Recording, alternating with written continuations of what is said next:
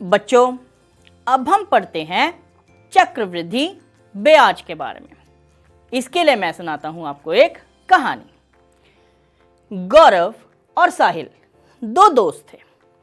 दोनों ने ठाना कि हम बैंक में कुछ रुपया जमा करते हैं। दोनों ने 10-10 हजार रुपया बैंक में जमा किया। गौरव ने बैंक को 10,000 रुपया दिया और इसे साधारण ब्याज के रूप में 5% की दर से 2 वर्ष के लिए बैंक को उधार दिया। और आप जानते हैं कि साधारण ब्याज के लिए हम मूलधन गुना दर गुना समय बटा 100 इस प्रकार से हम निकालते हैं कि 2 वर्ष के बाद बैंक कितना साधारण ब्याज गौरव को वापस करेगा। आइए देखते हैं। 0, 2 शून्य से 2 शून्य कट गए, नीचे आ गया 1, यहां बच गया 5 गुना 2 10, 10 को जब 100 से गुना करेंगे तो आ गया 1000। इसका अर्थ है 2 साल के बाद बैंक गौरव को 1000 रुपया ब्याज का देगा और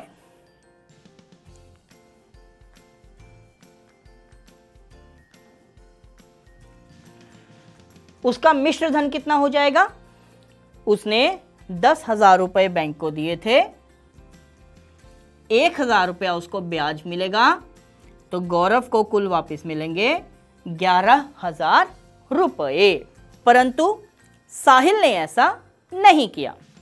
साहिल ने चक्रवृद्धि ब्याज के हिसाब से बैंक को पैसा दिया। कैसे, आइए मैं बताता हूं। पहले साहिल ने बैंक को जो पैसा दिया उस पर 1 वर्ष के बाद ब्याज लगा। आइए देखें। देखिए, साहिल ने भी 10,000 रुपया बैंक को दिया। दर सेम थी 5%, परंतु उसने 1 वर्ष के लिए बैंक को पैसा दिया। और साधारण ब्याज का सूत्र है मूलधन गुना दर गुना समय बटा 100। तो देखिए, 1 शून्य से 1 शून्य कट गया, 1 शून्य से एक और शून्य कट गया, नीचे बच गया है 1, तो यहां आ गया 5 गुना 1 5, 5 को 100 से गुना कर दिया तो हमें प्राप्त होगा 500। यानी 1 साल बाद साहिल को 500 रुपए का ब्याज मिलेगा, जो कि उसके बैंक के खाते में जमा हो जाएगा। तो बच्चों, 1 वर्ष बाद साहिल के खाते में कितने पैसे हो जाएंगे। देखिए, 10,000 रुपया उसने बैंक को दिया था और 500 रुपये उसे 1 साल के बाद ब्याज मिला, तो उसके खाते में हो जाएंगे 10,500 रुपये। बच्चों, यही यहां समझने की जरूरत है कि दूसरे वर्ष साहिल को जो ब्याज मिलेगा वह 10,000 पर नहीं मिलेगा, वह मिलेगा उसको 10,500 पर। तो आइए हम उसका दूसरे वर्ष का ब्याज ज्ञात करें। तो देखिए, दूसरे वर्ष का ब्याज होगा 10,500 मूलधन है उसका, जो कि 1 साल के बाद उसके खाते में जमा था, गुना दर वही है 5% और फिर से अगले 1 साल के लिए, यानी समय हो गया 1 वर्ष, बटा 100। तो देखिए, शून्य से ही शून्य कट गया, इस शून्य से यह शून्य कट गया, हमारे पास बचा 105 गुना 5। तो इसे जब हम गुना करेंगे तो ये हमारे पास आ जाएगा 525 रुपए। तो देखिए बच्चों, साहिल का पहले साल का ब्याज था 500 रुपए और दूसरे साल का ब्याज है 525 रुपए। तो 2 साल के बाद साहिल को कितने पैसे मिलेंगे। 10,000 रुपया उसने बैंक को दिया था 500 रुपये पहले साल का ब्याज और 525 रुपये दूसरे साल का ब्याज। तो साहिल को मिल जाएंगे 500 और 500 1000 और 10,000 11,000 25 रुपये। तो देखा बच्चों, गौरव ने 10,000 रुपया बैंक को दिया, उसको प्राप्त हुए 11,000 रुपये। साहिल ने भी 10,000 रुपया बैंक को दिया, परंतु चक्रवृद्धि ब्याज से उसको प्राप्त हुए 11,025 रुपये। तो आपने देखा, दोनों ने ही 10,000 दिए थे, लेकिन साहिल को गौरव के मुकाबले 25 रुपये ज़्यादा मिले हैं। अब सोचिए, यदि दोनों ने ही 10,000 के बजाय लाखों या करोड़ों रुपए बैंक में जमा किए होते, तो उनका ब्याज भी उसी हिसाब से कई गुना ज़्यादा होता। यही फ़र्क है साधारण ब्याज में और चक्रवृद्धि ब्याज में। चक्रवृद्धि ब्याज का मतलब है ब्याज पर ब्याज, जो कि हर वर्ष या वर्ष में 2 बार या वर्ष में 4 बार भी कैलकुलेट होता है। आइए अब हम चक्रवृद्धि ब्याज के सूत्र को ज्ञात करें। बच्चों, आइए अब हम देखते हैं चक्रवृद्धि ब्याज का सूत्र। सबसे पहले हम सूत्र देखेंगे कुल राशि का।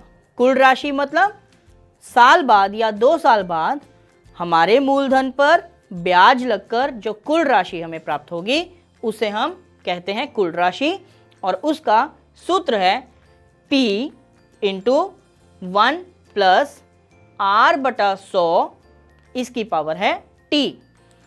हम देखते हैं इसमें P क्या है। P है मूलधन, यानी जो पैसा हमने बैंक को दिया। R है दर, जिस दर पर बैंक हमें ब्याज देता है। और T माने टाइम, टाइम यानी कितने समय के लिए हमने अपना पैसा बैंक को दिया है। आइए अब हम इस सूत्र को फिर से बोलें। कुल राशि बराबर P गुना 1 प्लस R बटा 100, इसकी घात है T। जब हमें कुल राशि प्राप्त हो जाए तो हम चक्रवृद्धि ब्याज कैसे निकालेंगे? कुल राशि में से मूलधन को घटा देंगे, यानी कुल राशि जो हमें बाद में प्राप्त हुई, मूलधन जो हमने बैंक को पहले दिया था, इनको घटा देंगे तो हमें प्राप्त होगा चक्रवृद्धि ब्याज। आइए हम इसे एक उदाहरण की सहायता से करते हैं। मान लीजिए मैंने बैंक को 12,600 रुपये दिए हैं, यानी मैंने बैंक में 12,600 रुपये जमा करवाए। तो ये हो गया मेरा मूलधन, और इसे हम P से डिनोट करते हैं। और बैंक की जो दर है वो है 10%, यानी R हो गया 10% और प्रति वर्ष, यानी यह बैंक की वार्षिक दर है। और समय है 2 वर्ष, तो यानी T हो गया 2 वर्ष। तो सबसे पहले हमने जो फॉर्मूले किए उस हिसाब से हम पहले निकालेंगे कुल राशि। तो कुल राशि यह बराबर होगी P गुना 1 प्लस R बटा 100 की घात T के बराबर। आइए हम इसे हल करते हैं। देखिए P यानी मूलधन वह है 12,600 गुना 1 प्लस R है 10, दर थी 10% बटा 100, इसकी घात है 2। तो बच्चों 1 शून्य से 1 शून्य कट जाएगा, हमारे पास बच गया 1 प्लस 1 बटा 10। यह है 600 गुना 1 जमा 1/10 को हम हल करेंगे तो हमें लघुत्तम लेने के बाद ये प्राप्त होगा 10 + 1/10 यानी कि 11/10 इसकी घात 2। ये घात इसकी 2। इसे हम आगे हल करते हैं तो ये आएगा 12,600 गुना 11/10 गुना 11/10। तो बच्चों एक शून्य से यह शून्य कट गया, एक शून्य से यह शून्य भी कट गया। इसका अर्थ है हमें प्राप्त होगा 126 गुना 11 गुना 11। तो देखिए 11 गुना 11 कितना होता है? 121। तो ये 11 को इस 11 से गुना करके आया 121। उस 121 को हम 126 से गुना कर देंगे तो हमें प्राप्त होगा 15,246 रुपये।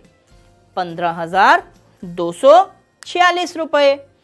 इसका अर्थ क्या है कि यह आ गई है हमारी कुल राशि। कुल राशि यानी 2 वर्ष के बाद जितना पैसा बैंक हमें वापस करेगा।